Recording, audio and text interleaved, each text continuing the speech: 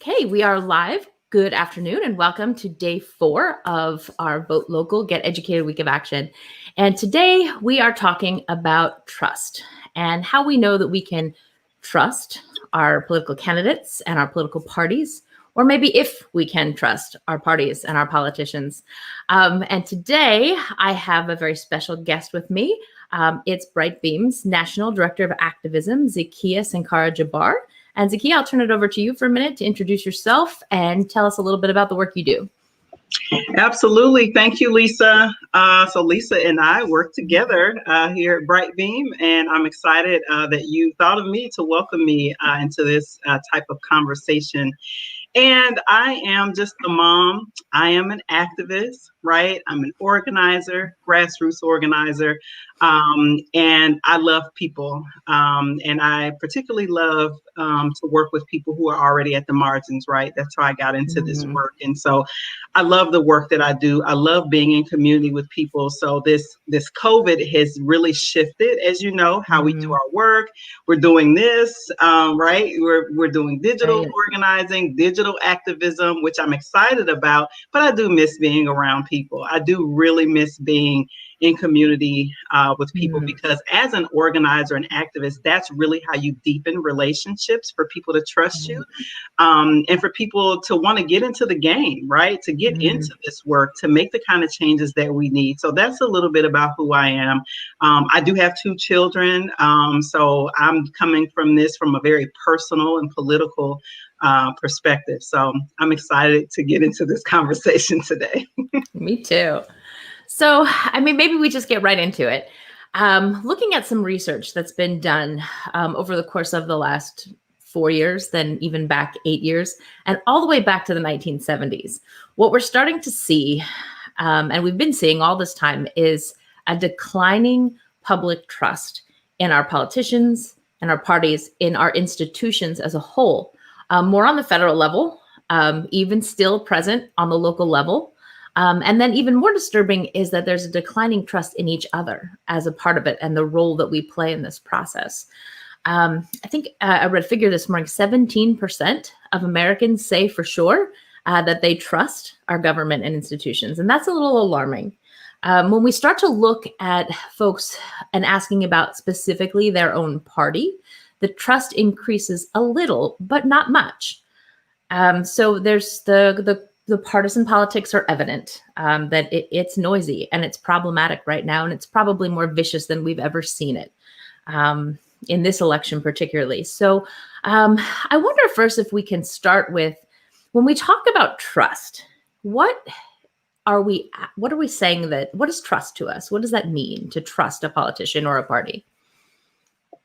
Yeah, that's a deep question. I feel like we could probably talk about that the entire hour, right? I'm not surprised. And I guess it may help to tell, I'm gonna try to keep it brief, to tell a little story about how I got there, about like, oh, okay, this is BS, like, right, like not trusting, parties, or, sometimes particular politicians. And, clearly I'm African American, so I come from a family where the vast majority of my family are Democrats, right?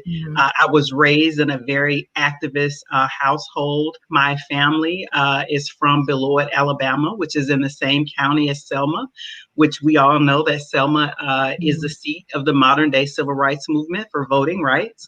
So I grew up there, and I still have family there. In fact, this Thanksgiving, my family and I are driving from the DC area to go and get together as a family and enjoy each other for the Thanksgiving holiday.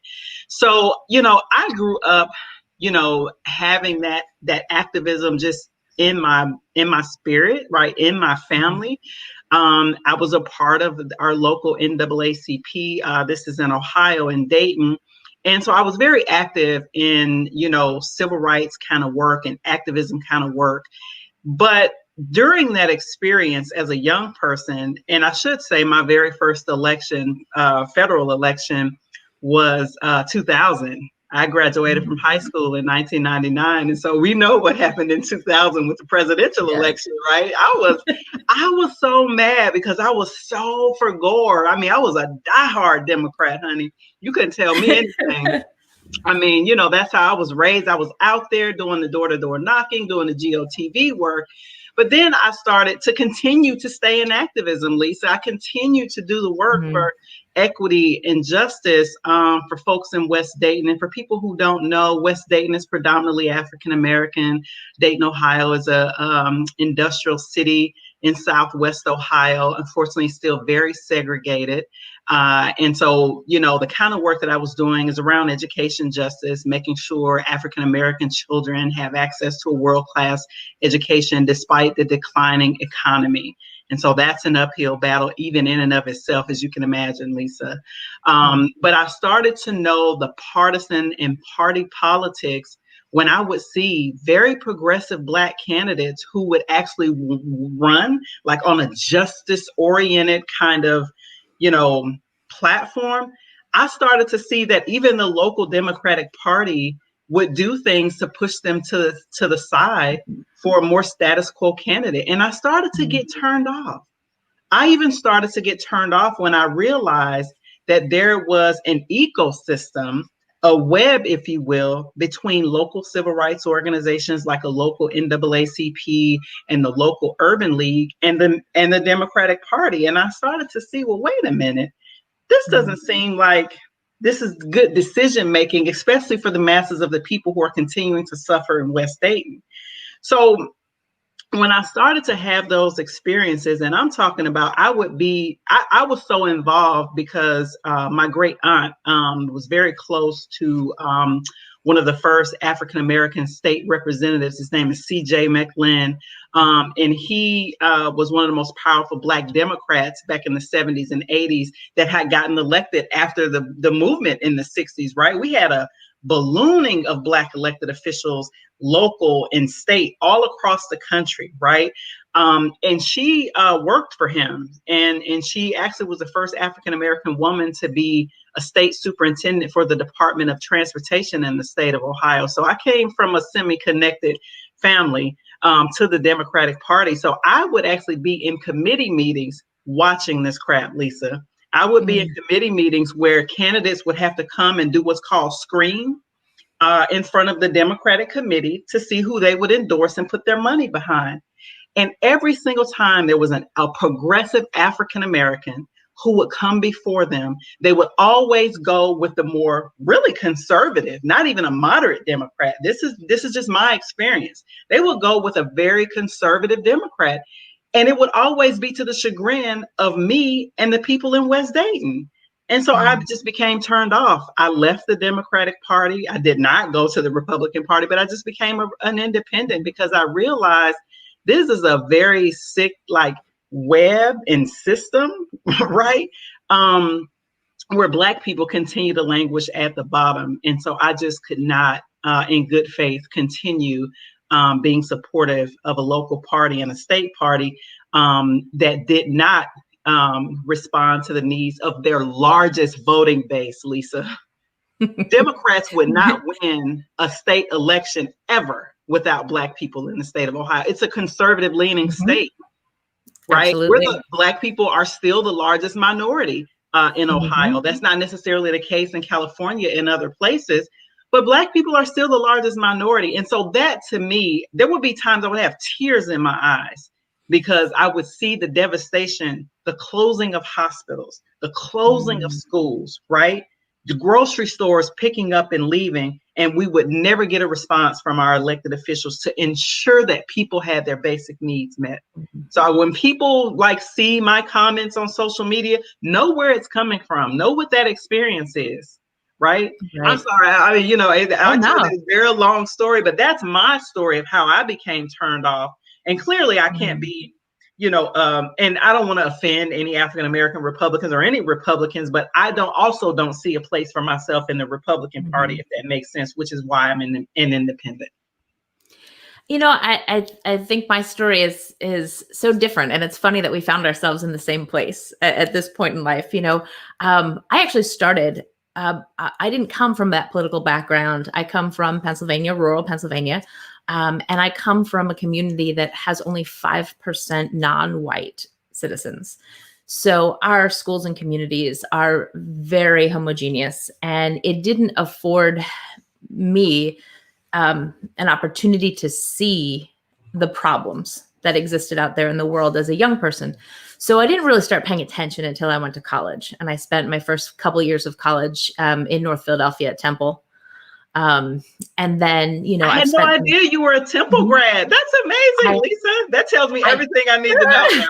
Well, let's slow down. Okay. I didn't stay at Temple. It wasn't because of Temple, though. It was like some personal reasons. I ended up coming back home and going to Penn State. But Temple was my first choice, and I loved it there. And being there and witnessing things that I had never seen before in my life really opened my eyes to problems that people really were experiencing. And when I first registered to vote, even before I went off to college, I registered independent just because I didn't know. And I felt it was important for me to really look at what political parties were doing and figure out where my value system was. And over about the next year or so, I found that I aligned more with the Democratic Party. My parents were Democrats, but they weren't very politically active. They just went to vote. So what I did then was I changed my party, and I've been what all of the voter databases now consider a strong Democratic voter since that time. I've voted in every election since I first registered to vote, whether it's an off year, the midterm elections or not. And, I just, honestly, politics, let me say past tense. I used to love politics. I was a government teacher for many years, and I tried to teach my kids to love it. And I spent a lot of years, even during, the Bush-Gore election, while I was teaching that live in the classroom, teaching my kids that politics was basically, I said that, but people on both sides were good people who wanted to solve problems, but they had different visions of how they wanted to solve those problems. And that is how we dealt with political parties in the classroom. Of course, we're going to align with those strategies and those tactics on one side or the other. But at the end of the day, the people were good to one another. And they were friends at the end of the day. And I'm not seeing that anymore. So for someone like me, I really didn't get into the activism part of the work until I was in my master's degree, and I was working toward a master's degree and doing education leadership work as a teacher. And that's when I started to become more vocal about leadership on education justice issues. And that's led me to here. But for me, I would, describe to people that elections were my Super Bowl. Sports could disappear off the face of the earth and my life would not change. But election time, that was where I was alive. And when I start to feel apathetic about the situation, and I feel I'm feeling a little bitter about that these days, that it was something that I love to watch the process of democracy, even though it wasn't perfect. But as the years progress, I'm starting to become more apathetic. And when it comes to our local space, we're a very red county. In fact, for the 2016 election, we were given some credit in national newspapers for the county that shifted Pennsylvania red. And so politics are very based in a conservative mentality. And in my local work with the Democratic Party, I've been even disappointed in what I see there as choices of candidates to come forth. They are former Republicans that switch parties so they could be elected on a Democratic ticket and not knock another Republican out of the space. So when Democrats are putting forward Republicans as Democrats, and then they turn to me and ask me as one of their leaders, why can't we get young people involved? I'm pointing right to that. I said, our young people, especially our millennials, said they've had two, not just one, but two economic recessions that they're living through after they've been promised all of the, this wealth and opportunity, and they just aren't seeing it. And they're looking at us now as Democrats who are supposed to be the liberals, and what we're giving them to vote for is a Republican by another name. And so I agree with you. The disillusionment is there. I still consider myself a Democrat, but I'm starting to see why some people are just so disappointed in what we have out there to pick from right now, whether we're talking national or whether we're talking local. When it comes to to trust, though, I think that it's intimate. Trust is something that I don't normally talk about with somebody that is not close to me. But it's vulnerable. It's vulnerability too. And I think we're putting ourselves in a position where if we're looking for trust, we're being vulnerable to somebody who could potentially damage us. And I think that's a good definition for the trust that we're trying to talk about with candidates, because whatever community you're reaching out to, that community could potentially tank your candidacy, tank your campaign, if you don't say the right things and if you don't gain their trust. And that's the first place that I think about it is, are candidates being vulnerable, and do they truly care about solving our problems? And is that what's coming across? And if not, then it's the distrust is warranted. This is so deep and complex. I've actually, especially over this last primary, Democratic primary piece in 2019, I really just I was just turned off because there were so many people that I did actually resonate with. There were several of them. Castro I thought was great. I was a Bernie person. While, although there's a lot of critiques of politicians, I thought that it was very interesting that there was so much vitriol, particularly within the Democratic Party, against him. And certainly I believe it comes down to wealth. There's wealthy donors on both sides. Democrats don't talk about that as much, though. There's lots of wealthy donors on both sides. And so when you start talking about Medicare for all and housing for all, you're also talking about higher taxes, which I found hilarious just the other day, because we all know now 50 Cent, the rapper, posted on his social media some colorful words about Biden's tax plan, being a New Yorker. And I said, this is so hypocritical. And I'm looking at people from the left, like, call this man all kinds of names. And I'm like, but y'all didn't support Bernie for the same reasons. Are y'all serious? I actually posted it on my social media. Like, y'all are literally mad at this man for talking about something that's surely, it's in his own personal interest. He even said it, like, right. I don't care if the president doesn't like Black people. This is crazy, 62% or something like that, So clearly he's thinking about his money and cash interest. The other thing, and people will probably get mad at me about this, but $400,000 is actually not rich in California and New York. When you think about the cost of living in California and New York, $400,000 is really, now $400,000 is rolling in the South. I mean, if you're in Alabama, Louisiana, or Georgia, or even North Carolina, like that's really good. But $400,000 in New York, and I feel like Democrats aren't being honest about that, right? Clearly, I mean, 50 Cent makes way more than $400,000. So, I mean, I get some of the critique, but at the same time, for those of us who are concerned about real bread and butter issues, because I'm extremely concerned about where we're going in this country. Like you said, Lisa, you talked about, young people in this generation living through 2 recessions. Keep in mind, a lot of us and folks who were already at the margins, like Black people and other people of color, have never fully recovered from the 2008 stock market crash and the housing bubble. The little bit of wealth that African Americans had built between the civil rights movement up until 2008 was pretty much lost during that time. We don't talk about that. And I'm also very frustrated, as a Black woman in this country, who traveled a lot before COVID. I talk about this all the time with Chris. I traveled a lot, and no matter where I went, whether it's Miami, New Orleans, especially New York City, California, everywhere, there was homeless camps. Some places they were worse than others, but they were filled with people who looked like me. And I can never be desensitized to that.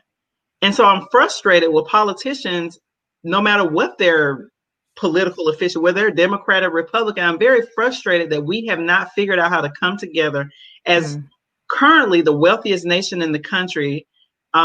We haven't figured out how to take care of our people and make sure that their basic needs are met. And that was what resonated to me about the Sanders campaign. Is that he really did talk about those bread and butter issues. He was honest about raising taxes, particularly on the wealthy. I mean, the wealth transfer that has happened since COVID, I mean, billionaires have added to their billions. And meanwhile, you have people who are working class people have lost ground, right, during this pandemic. That to me is absolutely abominable. I don't even know another word to describe that. And so I'm very frustrated with that. And the other thing I'll have to say, at least from the national level, is that I don't hear the issues, right? I don't hear the issues from either side. It's all about connected to like emotion, is like, well, that person is bad or this person is this. I mean, Trump does it. The other side does it. And I'm like, okay, do y'all realize that there's people out here who are still getting kicked out under moratoriums for not paying rent? Do y'all realize that? Like, do you realize that there's people who are still trying to figure out how to educate their children, but because schools are closed and they still don't have internet, right? Like, so there's so much that the people actually need, that we need our politicians. We need politicians who actually care. The problem is, and what we don't talk about, is the amount of wealth and money that goes into influencing elections. That's the issue. There's a lot, even on the local level. Sometimes I lived in Dayton, Ohio, and it was almost $1 million spent for a mayoral election about 4 years ago. And we don't even, and Dayton, I'm saying I don't live there anymore, but Dayton doesn't even have a strong mayor. That's not the form of government that Dayton has. The mayor is really a fifth commissioner, right? I mean, so the city of Dayton has a city manager form of government, right? The mayor is a mayor in name, but she doesn't have any more power than the rest of the commissioners. And so I was shocked at the amount of money that went into defeating. And I have to say, that was the last election that I worked on. The local election, I worked on the current mayor's opponent, because I knew she was a neoliberal Democrat. I knew that she was very connected to the Democratic machine. And the person that I was working on his campaign to win against her was much more progressive in his views and wanted to do more for the actual neighborhoods in Dayton, where her tenure as mayor has been focusing on downtown to attract gentrifiers to come in and move into the city. Right. Yeah, the money problem, and that, like you said, that's something that Democrats don't really talk about. We like to talk about as Democrats where the Republicans get their money from. But the same thing is happening on both sides. And this playing the influence game is problematic, because I think it's a cancer on our politics, because there's no representative or senator or president or anyone who's going to move for things like term limits or ending dark money when they benefit personally and professionally from all of that. How do you get them to cut off their own benefits? They're there to look out for us. They're there to get us benefits. And it's a public servant role. It's supposed to be servant leadership. It's not supposed to be something that makes you popular or makes you rich. And that's not happening. And, I think that I have to say that maybe they can't relate to the issues that are happening in some of our communities because they've never had to experience them. But you'd have to be blind to say that you don't see them or you don't realize it's happening. And that even if they're not paying attention, they have people out there doing focus groups, and they have people out there talking about what are the problems, because they're putting together platforms to try and pander to voters, whoever those voters are. So they know what those problems are, and then they just intentionally ignore some of them or put them off and say, we'll talk about it later, but we never return to the conversation. And part of this trustworthiness of a candidate is looking at their record, their past record, looking at what they did, and then kind of making a bargain about whether or not I can trust them to follow through on what they've promised to do. And will my life get better? Will these problems be fixed in any measurable way? And I think the answer for a lot of people, especially young people right now, is no. I wonder where do we go from here if we can't trust the people that are being put into office, and not voting maybe is one reaction to that. The apathy is one reaction to that, but I'm kind of hoping that the distrust motivates us to hold our politicians more accountable for what they're doing in the office. Because if we don't trust them, if we don't have blind faith in what they're promising to give us, and we stay diligent and on their tails, will this increasing distrust, especially among millennials and this new generation, will that help us to hold people accountable in the future? Yeah, no, I think that's a good point. I think the best way we can get rid of distrust is by politicians doing exactly what they said they were going to do, and also being in constant communication with communities. There was a mayor of Jackson, Mississippi, Chokwe Lumumba. Now his son, his name is Chokwe Lumumba. He goes by Chokwe Antar Lumumba. But his father, Chokwe Lumumba in Jackson, Mississippi, was a former member of the Republic of New Africa, which was a Pan-Africanist Black nationalist organization that Black people who moved to the South, who moved to the Southeast, and particularly wanted to take over local governments in the Southeast, which is where most African Americans live in this country per capita. When you look at African American population by state, Mississippi is about 37%. That's really high, because in Ohio it's around 11%. I live in Maryland now, suburban Washington, D.C., and the population of African Americans here are 27%. So when you look at the South, they strategically, thought that it would make sense to move there and do what you're talking about, like start taking over local government, like on city councils and mayorships, and like start implementing these progressive policies. It's very interesting because the system always responds. When you look at when Black folks who are elected to local positions in states like that, then you have the Republican governor who comes in and uses the state to usurp power. That has happened. Mm-hmm. So we always have to constantly strategize and organize for power. The powers that be don't actually want to see the people who are most impacted in any kind of position to implement the kind of changes that will require them to pay, more of their fair share in taxes, and not to have exorbitant wealth that requires some people not to have their basic needs made. That's really what it is at the end of the day. I think that one of the things that could happen is more communication, particularly at the local level. I feel like it's easier, and this is why I'm so glad that this is titled Vote Local. I feel like every 4 years, especially coming from Ohio, which is, is a battleground state like Pennsylvania, we are inundated like months before the election. I mean, these people are calling and texting, and I'm like, and it's like, well, where the hell have y'all been the last 4 years? You know what I mean? Like, don't do that. Like that, I'm gonna tell you, that turns people off too. Mm-hmm. I mean, especially people who have real issues. You want to beg us to vote now, but we haven't heard from you like the last 3.5 years. And so I think that parties or elected officials or people who are really interested in the masses being able to progress have to stay in constant communication with the community. One of the things that I love about the Jackson, Mississippi example is they would hold Chokwe Lumumba, when he was on city council, would hold what's called people assemblies. And they literally brought the budget to them, had conversations with the community, like literally. The level of transparency that those people assemblies held is a model for the rest of the country. And that's why I am mentioning it here today, because I did not see that happening in Dayton. It was very top down. I feel like Chokwe Lumumba took, representative or participatory democracy to another level.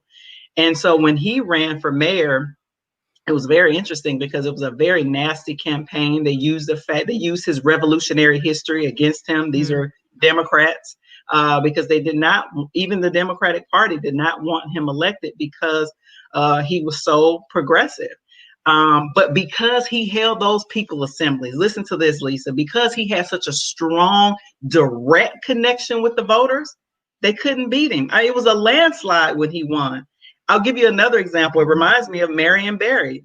People, have their history and they can say what they want about Marion Barry. But my husband is a Washingtonian. He's a native Washingtonian. And I can tell you, people in Washington, D.C., even to this day, calls him the mayor for life. You want to know why? Is because he also dealt directly with the people and he made sure that their needs were met. Marion Barry probably single-handedly is responsible for the largest Black middle class on the East Coast. I mean, so, and I bring up these examples because I feel like, at least to me, these are examples of building that trust that you talked about, Lisa. These are examples of people actually just want to know that you're going to do what you say you're going to do, right? They want to know that you're going to make sure that they have the things that they need, whatever is in your power to do that. That's it. But what we have today is people who parade around right before election and they, lure us with all kinds of wonderful promises. And most of the time, unfortunately, after they're elected, you either don't hear from them until it's time for a re-election, right? They're not staying in constant communication, holding people's assemblies, holding participatory budget meetings, like giving you the full 411 on if I'm not able to meet a campaign promise, here is why. And I want to come directly to you in the community and explain why. That does not happen in most places. No. And I'm listening to your stories about these local folks doing great work. And I think about my own situation here where our commissioners are actually trying to stop us from speaking at the meetings to shield one of the 3 commissioners from criticism about sexual harassment accusations. We have others in our county government that are up on federal charges for embezzling money, not 1, not 5, not 7, but 17 different accounts that he was putting money into. And people wonder why there's such an absence of trust. And these are the folks that are getting in there. And we have better models. And I too, that the texts and the calls and these things are insane right now. And annoying. And I've communicated that to so many people. I said, I live in Maryland now. We're strong blue, so I don't get all the texts. I am so happy. I'm so happy. Well, I just, I don't get it, because if they look me up on their voter, their vote builder machine there, they're going to find out that they don't need to spend all that time on me, but they do want my money. That's for sure. And they send me, I laugh all the time because every couple of days there's a really important deadline and the world is going to end if I don't send money before this really important deadline. But, I'm just like, all right, I'll catch the next one. It's fine. 2 more days, there'll be another very important FEC deadline that we must meet. And some of the messaging is so just out of this world where they want to scare me into sending them money. It's so over the top. And that turns me off personally. Like, right. Just stop. I agree. And there are better ways. And like I said, like coming out to the community and letting me get to know you and giving me a personal story to tell about you and something great that you did. Or talking through those promises and being really down to earth and honest. If there's something I ask you, are you going to do this? Don't promise me you're going to do it if you're not going to. Don't lie. Tell me the truth. And I'll respect that you told me the truth and were able to do so to my face, rather than promising me we'll talk about it later or we're absolutely going to do that. And, it's just a situation where the noise is just deafening some days around all of these elections. And when we think about it, though, like we pull this down to those county levels and those local areas where we need to vote, because let's just tune out the national folks. We can't do a whole lot more about that right now, but our communities is where it's at. And when we're engaging with communities. So how do we tell local voters, like, what are the attributes of a trustworthy candidate that we should be looking for when we've been talking to people all week long about doing their own research on candidates. So if I want to know which one of those candidates is trustworthy, what would you look for in a candidate to say they are trustworthy and I'm going to put my faith in them? Yeah, so I had some experience in this, particularly in 2016. I still lived in Ohio at that time, and we personally screened a couple of school board candidates. And one of the things that we were concerned about with one particular school board candidate is that he was new to the community and came from a political family, actually in Tennessee. In fact, his dad was elected to the Tennessee state, the House of Representatives in Tennessee. So I was really curious why this person had just moved to Dayton and already wanted to run for school board, because we know that a lot of people use school boards, right, for higher office. Definitely. And so my questions were direct. Are you literally going to come here and use this community with and if this person was white, you're really going to come here and use this community for your higher political aspirations? And he was honest. He was just like, I promise you, I'm not doing that. Gave me, his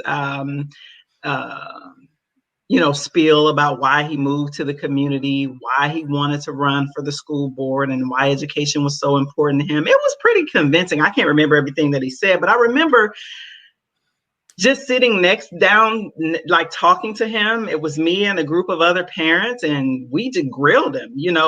To me, I feel like if a politician is willing to sit in front of somebody and get grilled the way that we grilled him, like we weren't lightweights, right, with our questions.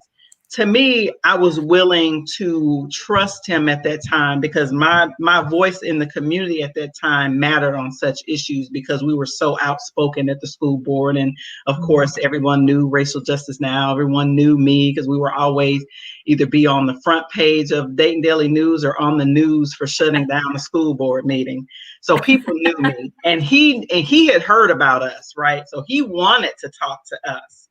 And one of the things that I can say is that we actually told him the things like a list of our priorities. We gave him 4 things, and I apologize, I can't remember all 4, but one of them was the creation of the Office for Males of Color, or the office to increase the academic achievement for African-American boys, which at that time, African-American boys were the largest subgroup of students in Dayton Public Schools, which is very interesting. But they also were, at the same time, the largest group of students who were the least served. And so we were lobbying the school board to create a special attention to this subgroup of students, to make sure that their needs were being met, to make sure they weren't being, suspended and expelled disproportionately, to make sure that they would the graduation rates would increase. Like, we talked about all that, and we had our stuff together. We had the data. He was actually pretty shocked that we were as sophisticated as we were when we were talking to him. And he made that promise, and I'm happy to say that he voted for that, and he actually helped kind of lobby other school board members to do the same when it was time for Dayton to create that. And I want to say he met just about all 4 of our demands and during his tenure on the school board. So that's one example, is that especially for organizers and activists, you may not be able to do it from your organization's perspective because you have a 501c3, but hell, if you're a parent, you can do it from a parent's perspective. They know who you are, right? Like, I'm sitting down with you because I'm a voter. My kids go to these schools, and I want to know, what these are our issues. This is what's important to us. And that's exactly, what we did in that local election. Now, does it always work out? No, but I feel like in local elections, you have a little bit more leverage, especially for a school board, because even for school boards, the pie is smaller in terms of voters. Dayton is landlocked, so voters who live out in the suburbs, like the teachers, they can't vote in our elections, and we use that as leverage. Like, wait a minute now, the parents are the voters in this community, and we reminded them that, like, okay, the teachers union may tell you one thing, but keep in mind they can't vote for you because they live out in Centerville and Oakwood and Huber Heights. They don't live here. And we use that as leverage to say we will organize our people to vote against you, and we will. Wow. Yeah. And I think that that's really powerful too, because you mentioned like the power that unions have, and the power that and how they can sway for candidates in an election because of the money, because of the support that's there. And nobody wants to be that candidate that looks at a teachers union, or any union for that matter, and says, no, we're not doing your agenda, and bristles them in the wrong way, because that's a powerful voting block. But I think we have to be mindful of the power that It is they a hold. powerful voting block. However, we knew in Dayton that the majority of our teachers did not live in Mhm. Dayton. So if you don't live in the city of Dayton, you can't vote for our school board. Right. And So we you have knew to, that politically. and you have to know those things. So you have to Yeah, pay attention to where the influence is. And right. that's a super example of a way to do your homework and do the Mhm. research and know what you need to know to be able to influence that local election. Do you think with the younger people, we saw in 2018, taking it back up to the national level, but also on some state level pieces, that more young progressives were able to win election to seats Yep. and topple some of those establishment elitist candidates that had been there forever. And as they joined the ranks of our government on these levels, they are making progress. They are holding people accountable. They are holding big businesses and companies and big pharma accountable for those kind of things. Whether we're talking about federal or local, do you think these young people that, like I mentioned before, the distrust is motivating for them? Do you think that getting more of them involved and more of them in office will start to move the needle on whether or not we have a government we can trust? Yes, yes, yes, yes, yes. I can tell you I was very inspired just recently. Jamal Bowman, who's very progressive Mhm. out of New York, Right. won ALC. I know, depending on where you are on the political spectrum, some people hate these people. So, but in terms of, these are younger people who are running Right. for Congress and are winning, right? Mhm. They're not perfect on all issues, but I certainly think they have the energy that they need. They have, at least in my opinion, the right framework in trying to meet the needs of the masses of people in their communities. And I love to see anytime a moderate Democrat falls, and AOC did that. I'm serious. Jamal It Bowman did was. that. And Mhm. Corey Bush was literally activated after Mike Brown's death in St. Right. Louis. She just beat an African American dynasty in St. Louis. I Wow. have to highlight that, right? Keep in mind, and people may get mad at me, but I'm a truth teller. But Kamala Harris endorsed her opponent, who was a man. His last name is Lacey. I forget his first name, but Mhm. he came from a generational political dynasty in St. Louis. And Corey Bush had the nerve to be a progressive Black woman, a former Black Lives Matter activist, or still a Black Lives Matter activist, and activated after the murder of Mike Brown. People made fun of her, and of course, the Democratic machine did not support her. They poured a lot of money into that. But guess Mhm. what? She had the ear of the people. They knew who she was. They trusted her, and they voted to get her in there and got rid of that. I call them do nothing Democrats. I don't care who gets mad with me, because anytime you've been in office for 20 and 30 years and your community still looks like Baghdad, I got a Mm. problem with you. And that's how a lot of Black communities look in this country.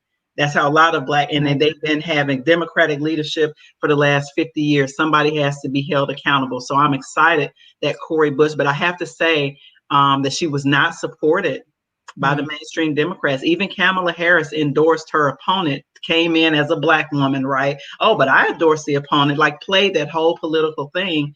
And thankfully, it did not work, though. And so Corey Bush is heading and will be seated hopefully pretty soon. Right. But these are examples of young people. You're talking about young Mhm. people and millennials, and she's a young person. She's a millennial. So I want to see that kind of wave continue to happen. Mhm. I do. I think more millennials who are just disaffected and just tired of the way stuff is being done need to run for office. But we Mhm. also have to have people support them. And I think that Mhm. she was able to get the support because the community trusted her and they saw her literally in the streets fighting. Yeah, it's so hard to get these young folks that are stepping up to the plate right now. It's hard to get them the campaign support that they need and the knowledge that they need to run against the machine. And it's unfathomable to me that we can look at some of these communities and see that nothing has changed over so many years, yet they still keep electing the same types of people, whether it's the same person or someone just like them to fill that space, and they're hoping for some kind of change, and all they're getting out of it is status quo. So we need somebody to open their eyes. And I think that you're right. What we keep coming back to is talking to the community directly and being of the community, being part of the community. And, you feel like, I have to feel like you're giving them the respect first before you ask for their vote, and to listen to their concerns and to hear what they have to say. And when you have an authentic connection to your community, that's where your support's going to come from. That's right. I believe that's right. Yes. Yeah, definitely. Gosh, there's so much. There is so much. There's so much. So right now we're talking about the future and what we hope is going to happen, right? And Yep. and that would be so excited. But right now we're still a little stuck, and we've got what we've got, and we've got to deal with it. How do we hold folks accountable that are in office now, or that maybe have made big promises and not delivered? How, as our voters are out there saying, I voted for this person, it was a mistake, but now they're there. What do I do with them? Yeah, I think that is what you have to do in between elections. That's what's important. I think that, we need to build out more of an organizing, I think we need to support and build out more grassroots organizations, people who are really,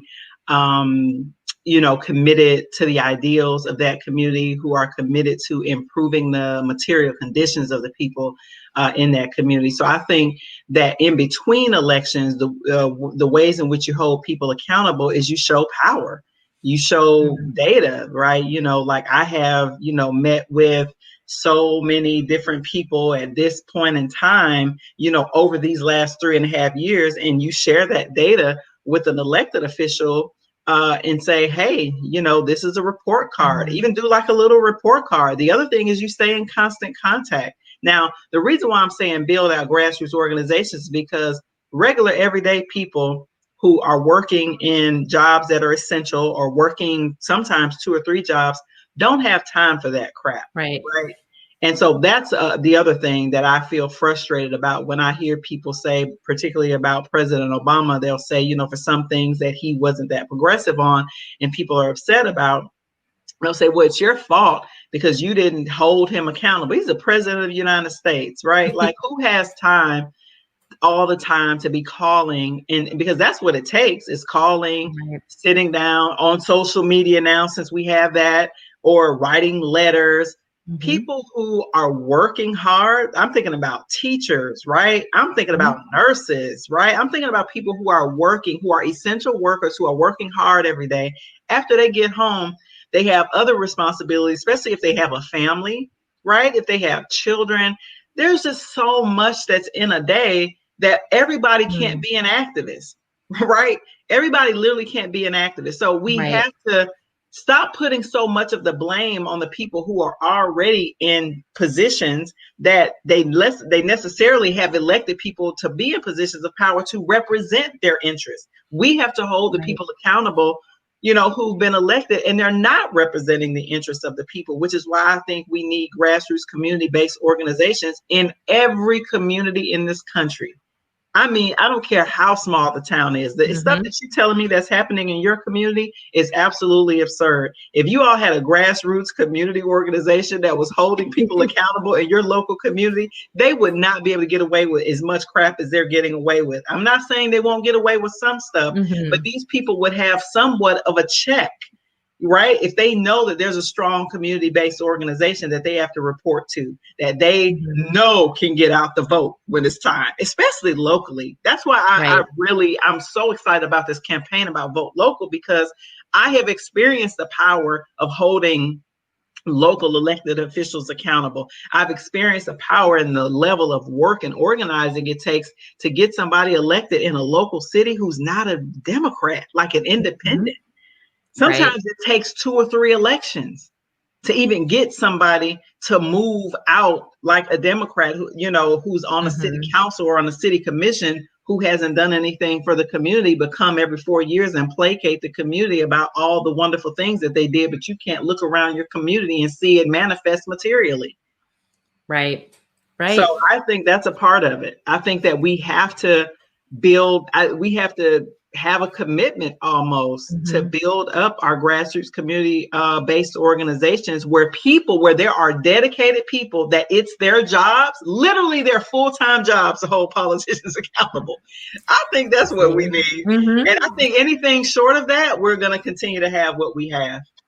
Yeah, and I think that we're starting here locally to build little communities around issues, but it's still the same. It's not their full-time job. It's their extracurricular that they're doing outside of work. And what I've noticed is that the same people are a part of all of the things. So Right. the same people that care about, women's issues are also fighting to get a local chapter of the NAACP. They're also fighting against the frackers. They're doing political organizing and literature drops, and it's the same core people that are doing all of those things. And 9 times out of 10, those people are not paid. They're probably older and retired or something, but yeah, they're just dedicated. Yeah. And we need more people that have the time and energy to get in there and do their research. We also have more people that are choosing to write op-eds in the local paper. That is so important. Yep. And I talked the other night about the media consumption that we have is mostly national or social media, right? And how much are we really? Are we looking at local news? Are we looking at what local people are saying about our constituents? Oftentimes, when we're looking for their platforms or looking for ways to hold people accountable, the papers will do a side-by-side of candidates. Yeah. And you can look into your local news to find out a little bit more about how these elections impact your community and your kids and your schools and your local government, rather than clicking the party button. And I have to tell you, that's one of my favorite election reforms in Pennsylvania recently has been getting rid of the straight party vote. And it makes people think about what they're doing, because I'm not seeing distrust and apathy just for a particular party. I'm seeing it across parties. Oh yeah. And in fact, more and more people saying, that we need to just get rid of the system altogether because it's part of that corruption. Well, people are tired of the fighting. Social media has made this worse, Lisa. Oh yeah. It really has. The kind of pathologizing, the kind of name calling, it's next level. And I see it particularly in our community, among African Americans, the level of name calling. And the new thing is, Black men are not supporting the Biden-Harris ticket. And so for me, like, I have a different analysis on that. I have a different analysis because clearly they are it's the mass incarceration ticket. I don't care who gets mad with me about that. I mean, they clearly have records. Joe Biden has almost a 50-year record in the federal, legislative body. And clearly, Kamala Harris has her record as a district attorney locally and statewide in the state of California. That's fair to me. It's not about like her appearance and all of that. What I see liberals making it about, they're making it about Black men being sexist because they don't want to vote for a woman. And if they looked at the data when she was in the when she was actually in the primary, she didn't have a lot of support among African Americans. And so now to all of a sudden, I mean, that was women and men. Right. And so now to all of a sudden say that it's about misogyny and stuff like that, to me, that's not honest and it's not helpful. You should not patronize and pathologize an entire group of people because they're not excited about this ticket. And especially when Democrats knew what they were doing and knew their history, particularly with the African-American community and mass incarceration in African-American men, they have to take some responsibility for that, in my opinion. I mean, the other thing is, and I get upset about this, Lisa, is there's this assumption that Black people are somehow owned by the Democratic Party. I get it. We do vote 9 times out of 10 for Democrats. And I think most of the time that's rational, right? Like, because like I said, when I left the Democratic Party, I also didn't necessarily see, well, there's some things like I am a supporter of the Second Amendment. So I clearly would align with that on the Republican side, but that's like one issue, you know what I mean? So that's not going to make me go to any party or anything like that. So I think that that's the kind of stuff that we're seeing now that's not helpful. I don't see how those kind of narratives is actually going to encourage somebody to go out and vote.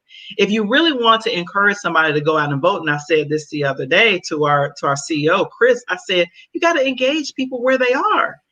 Don't pathologize people, talk to them. Why don't you like this ticket? Or why, like literally get the feedback and see what the actual issues are. Because as I stated earlier, Lisa, we're not seeing the issues really on either side. We're not seeing them really talk about issues. It's all about appearance, or, it's about, we're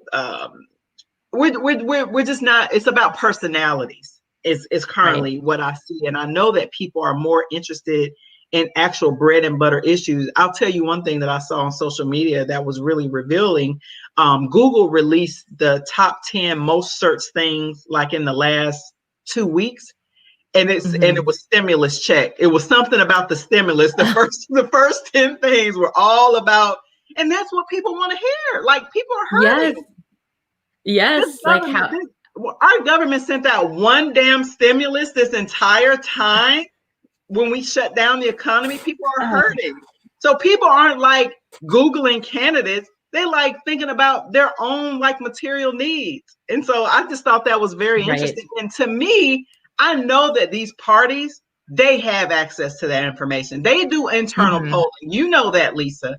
They have, but they're ignoring it. And that's not cool. And then they're having what I call mercenaries, or people that they're paying to be on their teams. Both of them are writing all of these op-eds and writing all these pieces attacking groups of people because they're not excited about either candidate. Right. Or we see, rappers and other people who are coming to the fore and saying they're voting one way or the other. I don't know anybody personally who would be moved by any of the rappers and who telling them who to vote for. I think we need to give our people more credit than that, right? I don't think people, I honestly don't think endorsements mean that much at all, quite honestly. No. And not to me, and then people that are in my circle, I don't know anybody that say, well, such and such said, vote for such and such. That's what I'm going to do. I don't know anybody that thinks that. No. It doesn't. I mean, I don't know. I guess they have a platform, and if they're using it for good, then great. But no, I've never changed a vote because a famous person that's on a particular TV show or sings a particular song has told me to do it. Right. And they need to give us more credit than that. It doesn't matter who these celebrities support or they don't support. Right. I'm not worried about that. And most regular people in America are not worried about that either. No. And like you said, they're worried about, what's my life going to look like tomorrow, the next day, 4 years from now. And if you have a way to make it better, you've got to do it. So like, is this it? Like we've got to get more young people out there. We've got to keep our politicians in contact with communities. Is that the way that we turn this around? I think that's a few of the ways that I think that have shown success in some of the most recent successful elections that I just mentioned that happened this year in 2020 with Jamal Bowman and Cori Bush. I think there's a couple of other progressive that may be in the running now. And I think there's a promising younger person, he's much younger than Lindsey Graham, that's coming out of South Carolina, who some people believe has a slight chance to beat Lindsey Graham in South Carolina. I'll believe it when I see it. It's South Carolina after all. And so I think, that is we have to believe that we can do something to change this, at least at the local level. I remember my reaction to Trump was especially in this movement, we got to go hyper local, y'all. We can't spend, and unfortunately Democrats have spent around almost 4 years fighting instead of getting things done, really big pieces of legislation to help people. I saw Chris Rock or somebody called them out on that, and I kind of agree with that critique. I do think that we have to get back to some semblance of normalcy the best that we can. I will say that I hope and pray, and I mean this from the bottom of my heart, that I hope and pray that no matter who wins on November 3rd, that this country accepts it. I'm serious. I don't want to see a bloodbath in our streets. I'm concerned. I am, Lisa. I'm concerned about the voter suppression that I see that's happening in a lot of states, particularly that have high African American populations. I'm seeing a lot of that in Virginia, North Carolina, Georgia, Florida. I saw an incident where it was a regular person who pulled a gun on somebody in a voting line. And this was in Georgia. I want to say it was in Augusta, Georgia. It made the news. But I'm concerned, Lisa. And I think that I think the vitriol, and the media unfortunately perpetuates this, and social media particularly. We got to figure out a way to rein that in. And I'm talking to myself too, right? Like I'm holding myself accountable too, because it's easy to have a quick tweet back to something that like just triggers you. It's easy. But I do think that we whoever wins on November 3rd, and Lord knows I hope it's a blowout for Biden, because I do feel that if it's not, that we have a president and a Supreme Court, the same as in 2000, who will select the president for us. And I think you and I both know what that selection will be. Right. And if it does go that way, when you just talked right now, and that's just the surface level of what we're seeing with voter suppression. We've got our candidates trying to keep people from voting. They're afraid. And that tells us right there that they don't deserve our trust. Right. If they have to stop you from voting, they know you're voting against them. Right. And so if we're going to pretend we're a democracy or a republic of any kind, we should be trying to get everybody's voice heard. Because that's at the core. Right now, 100 million people don't vote in this country. That's a lot of people. Right. And I think, to your point, they're not voting because they don't see anything on anybody's menu, right or left, that actually speaks to the issues. I keep going back to that. And I think that's a huge issue on why you continue to get text messages. Do you realize these parties are literally begging people to vote? Listen to Trump at his rallies. Get out and vote. They're begging people to vote. You wouldn't have to beg people to vote if you talked about the issues. Right. Instead, they're standing there saying, please like me, suburban women. Yeah, like me.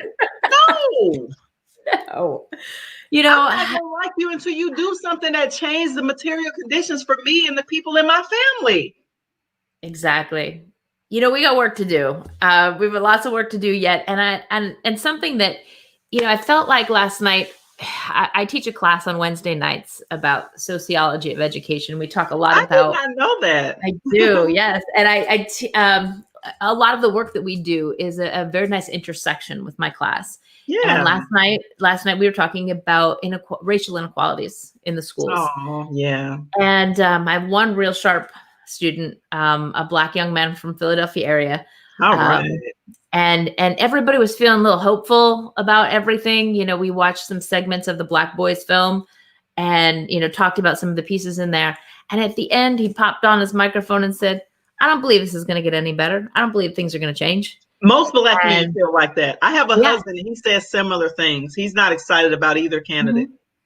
And another girl jumped in right behind him and said, yep, that's how I feel too.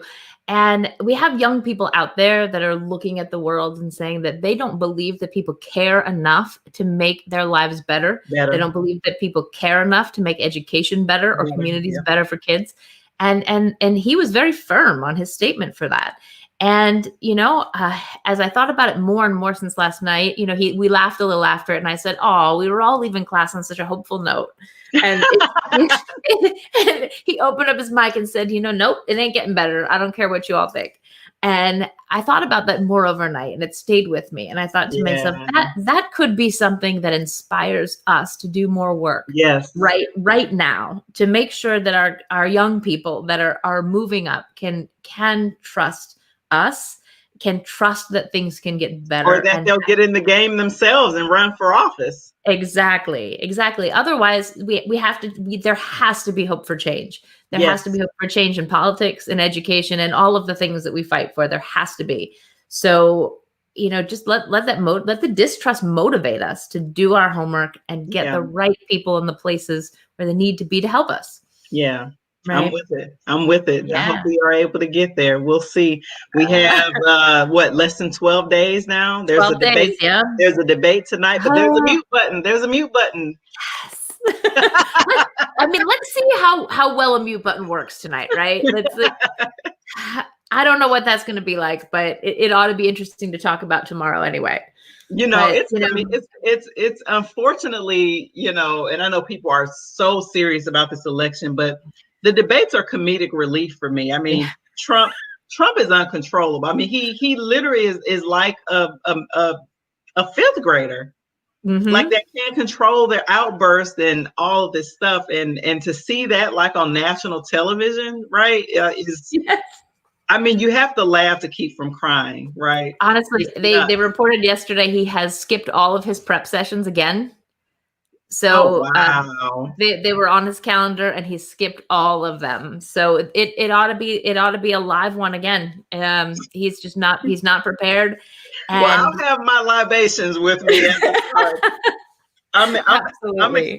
I'm expecting some good comedic relief, and I actually get comedic relief also from people on social media because they'll like do the memes, like the memes of remember the fly on Yeah. Mike Pence's head. It's amazing. So there is some good stuff that happens from these elections. I mean, we've got to laugh. We've got to laugh. Otherwise, we cry, right? We have to laugh. But Zakiya, we're a little over time, so thank you so much for staying a little extra time with me and for being here today. This was such an amazing conversation, and I look forward to working with you some more in the future and figuring out how we turn this around and do better for our communities.